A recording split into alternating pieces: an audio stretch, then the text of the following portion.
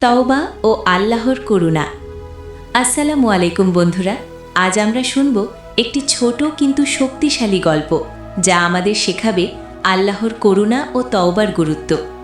এক গ্রামে সাইদ নামের একজন যুবক থাকত। সাইদ জীবনে অনেক ভুল করেছিল। সে ভাবত, আমার ভুলগুলো এত বড়, আল্লাহ আমাকে কি ক্ষমা করবেন?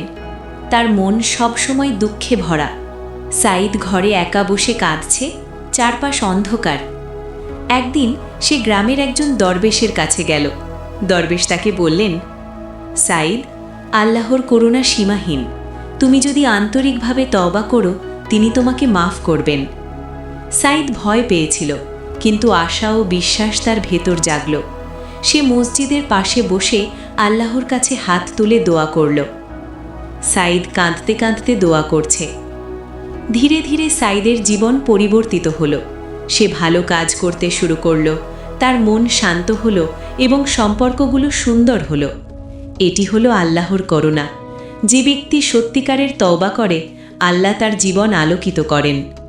সাইদ হাসছে, গ্রামের মানুষদের সাথে বন্ধুত্ব করছে। বন্ধুরা, গল্পটি আমাদের শেখায়, ১. কোনো ভুল খুব বড় নয় আল্লাহর কাছে। ২. আন্তরিক তওবা জীবন পরিবর্তন করতে পারে। ৩.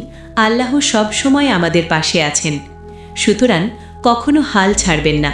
দোয়া ও ভালো কাজ করুন, আল্লাহ আপনার জীবন আলোকিত করবেন।